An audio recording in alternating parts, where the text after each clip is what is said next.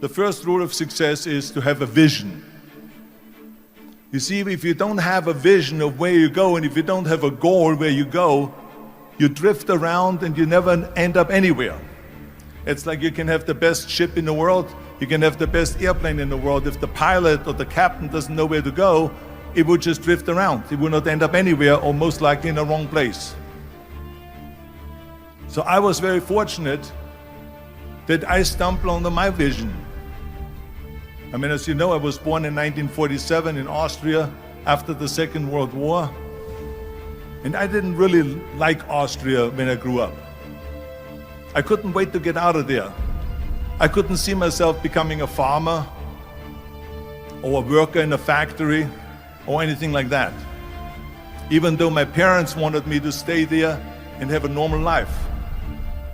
My father wanted me to become a police officer like he was. My mother wanted me just to stay there and marry a girl with the name of Heidi, hopefully, and have a bunch of kids and run around like the Van Trapp family in The Sound of Music. But that was their vision, not mine. My vision was totally different. I felt that I was born for something special, for something unique, for something big. So I was searching. Then one day I went to school. I remember I was 11 years old, and they showed a documentary about America. And there they showed in this documentary the huge skyscrapers, the high-rises, the huge bridges, the 6-lane freeways, the huge cars with the wings sticking out, and all of this stuff. And I said to myself, that's where I want to be. I don't want to be around here with these little farmhouses and these little buildings, and everything is old. I want to be in America. But now the question was just, how do you get to America? In those days, that was a very expensive trip. It's not like today. So again, I was very fortunate that one day after school, I walked by a store in Graz, which was called Brühl. And it was the only store that really sold kind of American stuff. So one day, they had jeans there, American jeans. And then they had the bull walker. And then they had an expander, and some barbells and some dumbbells and an exercise bench in the window. So I went inside and I looked around and I looked at this stuff, and then I saw a magazine.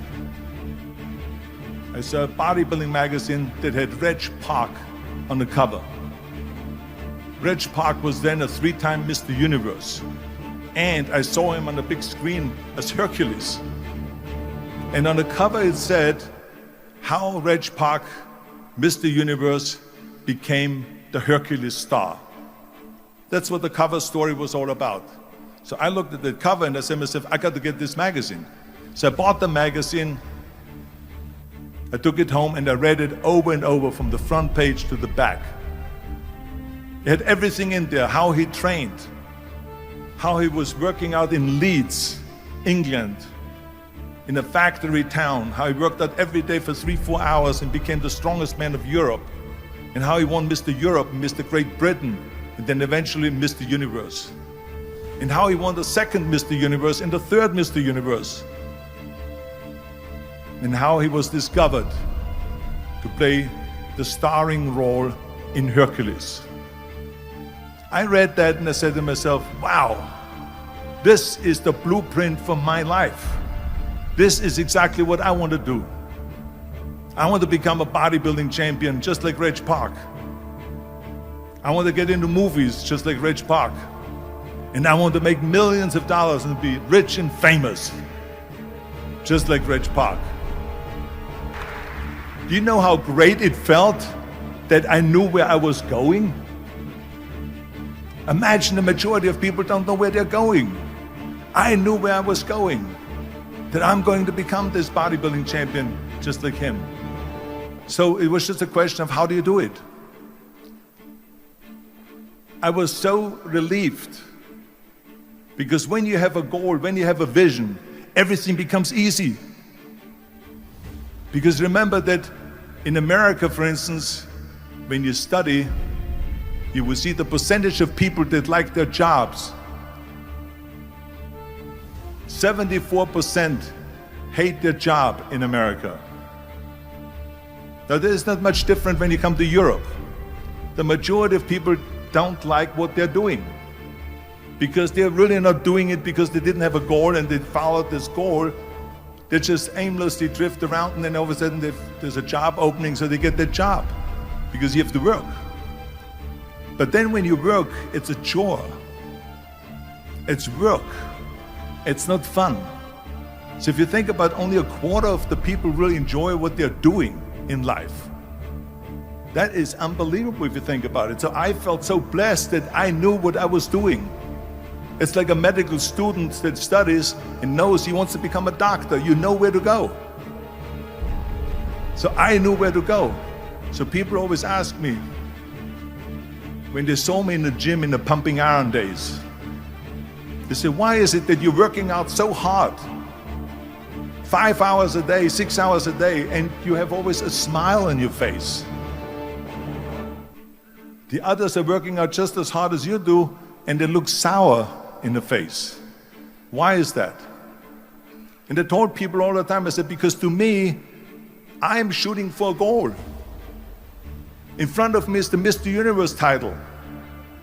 So every rep that I do gets me closer to accomplishing that goal, to make this goal, this vision turn into reality. Every single set that I do, every repetition, every weight that I lift will get me a step closer to turn this goal into reality. So I couldn't wait to do another 500-pound squat. I couldn't wait to do another 500-pound bench press. I couldn't wait to do another 2,000 reps of sit-ups. I couldn't wait for the next exercise, for the next half hour of posing and all the kind of things that you have to do to be a champion. I felt so great knowing where I was going, and I tell you, it worked. I mean, think about it. And at the end, I was just not visualizing just my exercise, but I was really lifting the trophy over my head. That's what I was thinking about. And with the age of 20, I went to London and I won the Mr. Universe contest as the youngest Mr. Universe ever. And it was because I had a goal. And this is no different than anything else, what I'm talking about. This is not just about bodybuilding. It was the same in acting. I remember when I was doing Conan the Barbarian. I was crawling on the rocks with a sword in my arm, crawling on all four.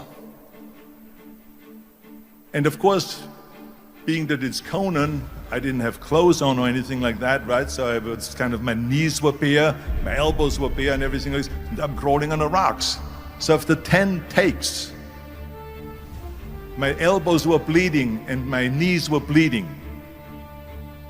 And the director came to me and he said, Arnold, I'm so sorry that you have to go through this, but we need one more take, a close-up of you crawling with the sword towards the camera. Can you handle one more take? And I said to him, I don't know what you're talking about. He says, I'm totally fine. He says, but you're bleeding. I said, because I don't feel it, because I can visualize what the scene will look like in a film. And I'm so excited about this scene. I was visualizing crawling up behind Thulsa Doom, which was played by James Earl Jones. Crawling up behind Thulsa Doom with the sword slowly, and then rising up behind him and whack, cutting his head off. And the head spins in the air, slowly with blood all over the place, and slowly falls down the steps and rolls down the steps. And his body slowly falls sideways. That was what I was visualizing, and that was very important because he, in the movie, killed my parents, killed Conan's parents. And that was revenge. And he always said that flesh is stronger than steel. And I wanted to prove to him that no, steel is stronger than flesh. And so I had this in my mind. And so this is why it didn't matter if I had to do another 50 takes or 100 takes, no matter how much I bleed on my elbows or my knees.